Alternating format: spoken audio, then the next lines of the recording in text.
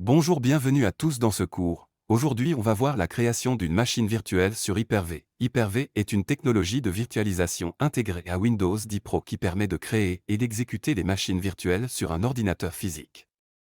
En utilisant Hyper-V, vous pouvez exécuter plusieurs systèmes d'exploitation, tels que Windows, Linux et d'autres, simultanément sur un seul ordinateur.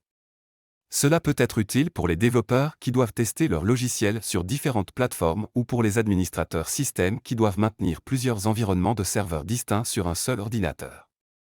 Hyper-V offre également des fonctionnalités de gestion et de surveillance avancées pour les machines virtuelles, telles que la migration en direct, la réplique et la surveillance des performances.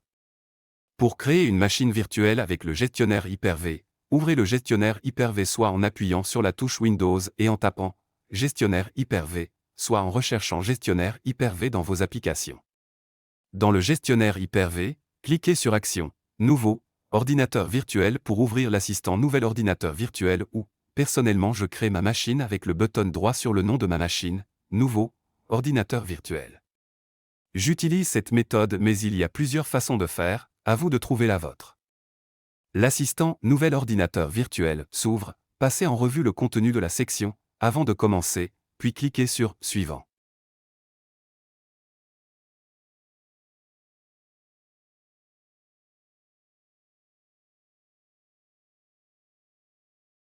Maintenant, attribuez un nom à la machine virtuelle, vous devez choisir le nom à donner, au lieu de « Nouvel ordinateur virtuel », moi j'ai choisi « SP2013F ».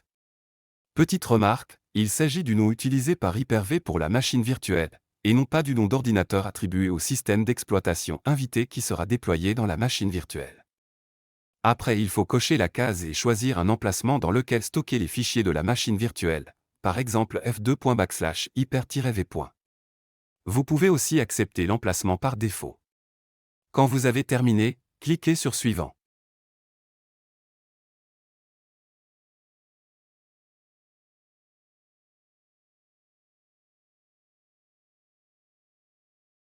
Sélectionnez la génération 1 de la machine, puis cliquez sur Suivant.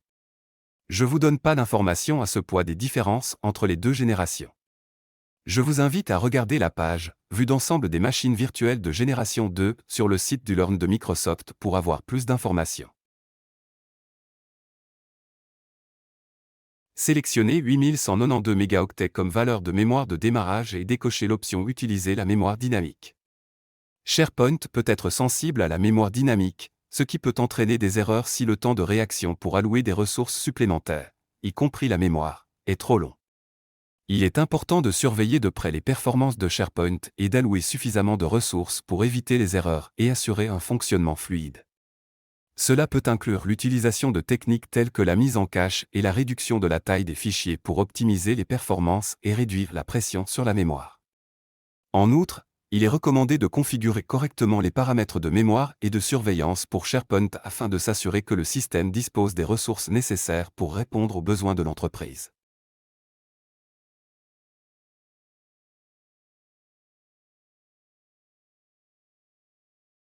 Cliquez sur le bouton suivant. La mémoire est partagée entre un hôte Hyper-V et la machine virtuelle en cours d'exécution sur l'hôte. Le nombre de machines virtuelles pouvant s'exécuter sur un seul hôte dépend en partie de la mémoire disponible. Vous pouvez également configurer une machine virtuelle de manière à ce qu'elle utilise la mémoire dynamique. Une fois activée, la mémoire dynamique récupère la mémoire inutilisée de la machine virtuelle en cours d'exécution. Cela permet d'exécuter davantage de machines virtuelles sur l'hôte. Pour plus d'informations sur la mémoire dynamique, voir présentation de la mémoire dynamique Hyper-V toujours sur le site du Learn de Microsoft. L'assistant vous dirige vers la configuration de mise en réseau. Laissez pour le moment la machine sans réseau, et cliquez sur Suivant. L'assistant vous dirige, maintenant, vers la connexion à un disque dur virtuel, laissez les paramètres par défaut, et cliquez sur Suivant. Maintenant que vous êtes sur les options d'installation, laissez la case « Installer un système d'exploitation ultérieurement ». Cette option n'apporte aucune modification supplémentaire à la machine virtuelle. À la fin, l'assistant vous dirige vers le résumé. Passez en revue les détails de la machine virtuelle, puis cliquez sur Terminer pour conclure la création de la machine virtuelle. Maintenant, on va utiliser les paramètres de la machine virtuelle pour la configurer. bouton droit sur l'ordinateur qu'on vient de créer et on va choisir 4 processeurs virtuels. SharePoint a besoin d'un minimum de 4 processeurs virtuels. Si vous n'avez pas assez de processeurs virtuels, vous pouvez choisir 2. Après, on va connecter la machine au réseau. On va choisir le défaut switch pour permettre la communication entre la machine virtuelle et notre ordinateur. En effet, comme on verra après la création de la machine SharePoint, nous allons travailler avec notre ordinateur et avec notre browser. Non, nous n'allons pas utiliser l'ID unique pour le réseau, nous avons besoin d'un IP fixe. Au besoin, on changera les paramètres si nécessaire.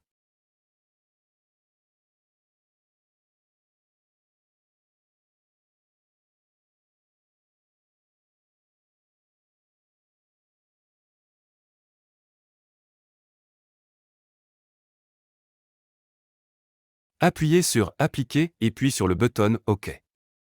Nous allons lancer la machine mais, avant, et pour des questions didactiques, nous allons retourner dans la fenêtre des paramètres pour insérer l'image ISO à utiliser. Cliquez donc sur Fichier, Paramètres, nous allons retrouver notre fenêtre des paramètres et nous allons choisir l'image ISO de Windows 2012 qu'elle sera utilisée pour l'installation de notre SharePoint.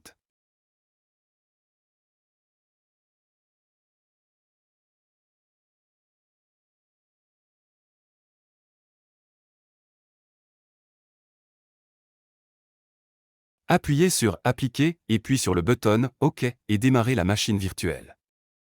La machine démarre et l'image se charge. Choisissez les paramètres adéquats et cliquez sur Suivant. Lancez l'installation de Windows 2012.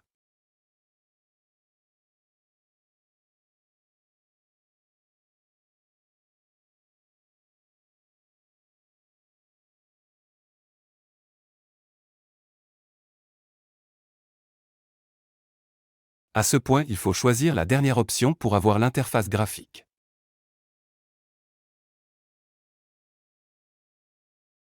Appuyez sur Suivant et acceptez la licence Windows. Choisissez la deuxième option, Installation personnalisée, et choisissez le disque virtuel qu'on a créé. Appuyez sur Suivant. L'installation va démarrer, laissez-la finir. On se reverra dans le prochain cours.